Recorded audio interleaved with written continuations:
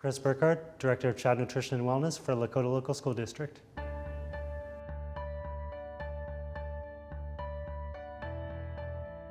Started out in college and university food services, catering to the tastes of college students across the country. From there I moved to K-12, where we're trying to put together foods that students want to eat, not what students have to eat in the cafeteria.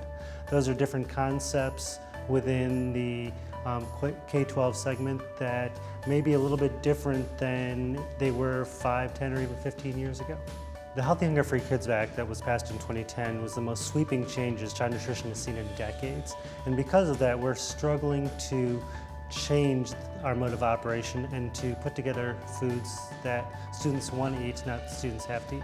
That includes whole grains, that includes lower sodium, that includes foods without trans fat, that includes foods with low saturated fat. And these should be an easy concept for everyone to grasp. However, sometimes students are used to a certain taste due to regional preferences or cultures, and sometimes that doesn't translate directly into school nutrition food service. Well, the Z generation is different from most of the generations that have come before us in the aspect that they will wait for quality food. Typically, someone such as myself would get into a line and start looking at their watch or looking at their cell phone and getting impatient when it comes to waiting in line for food. But the Z generation looks at that as a premium. They look at having those foods available to them as something part of their culture, for example. So they're willing to wait for quality, they're willing to wait to customize their own foods, and they're willing to wait to get exactly what they want and how they want it. My vision really is what I would consider quite simple. I want students to walk into a K-12 cafeteria and not envision it as a K-12 cafeteria. I want them to think of it as a food court in a shopping mall, or a food court in a college campus, or a food court in a hospital. I want the typical response as they walk in for the first time to say, wow, look at all these options. And quite honestly, we want it to be healthy too. Well, one of the items that we look at when creating the menu is what are our competitors doing? And those competitors could be folks in the private sector, for example, the restaurants that are right outside our doors. What's popular with students in those restaurants, and seeing how we can take those recipes and tweak them so that they work in the K-12 segment. Sometimes that's easy, sometimes it's just changing a few ingredients, sometimes it's overhauling an entire recipe. One of the items that is very popular in the Cincinnati area is Cincinnati chili, which is pasta with chili and cheese on top. Sometimes it has beans, sometimes it has onions. And to make that change to the K-12 segment, we have to offer whole grain pasta. We have to offer low-fat, low-sodium chili. We have to offer low-fat, low-sodium cheese, and we have to offer whole grain oyster crackers with it. So it's a little bit of a challenge to get some of those items to correspond to some regional favorites, to be quite honest, but I think we do a pretty good job. Well, since the Healthy Hunger Free Kids Act, we've lost about 15% of our students who become packers. They pack their lunch or don't eat with us. And that's typical across the country right now. We're trying to get those students back in the cafeteria so that they try our foods and realize that whole grains can be tasty, or low-fat entrees can taste good. So we're, like a lot of districts, are struggling a little bit to get students back in the cafeteria. But through some of our new concepts, we're seeing that students are coming back.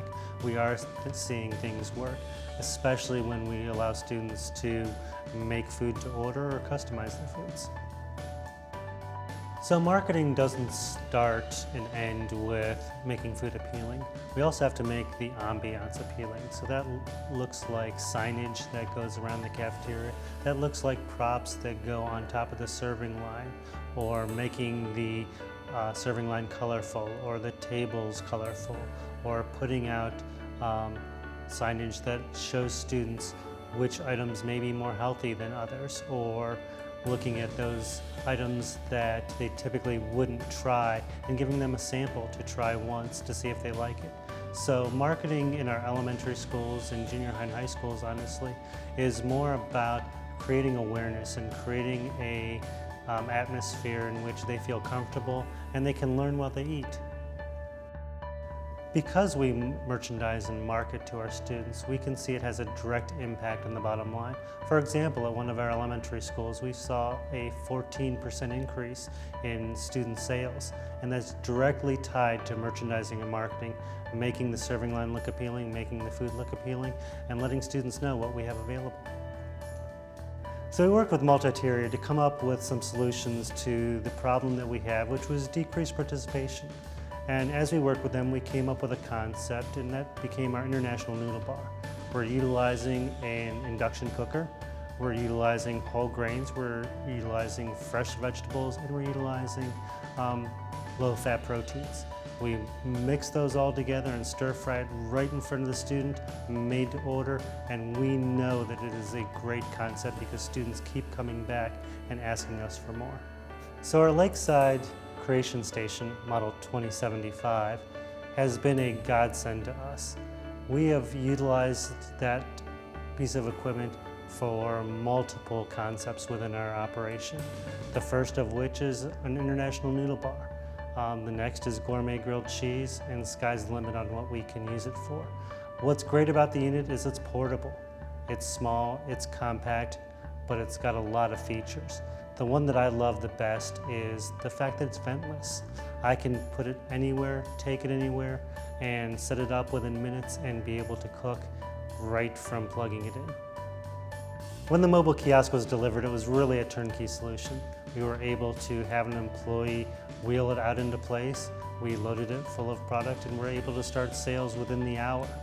We saw that the sales equated to about $100 a day in additional sales. That doesn't sound like a lot, but in our district, it was about $18,000 a year. So truly, the one little investment that we had in the cart really paid for itself within the first month. The mobile kiosk comes with a lot of different options. The ones that we like the best are the drop leaf shelf that we can put a cash register on. We love the storage inside, and the LED lighting just adds that special touch to our menu.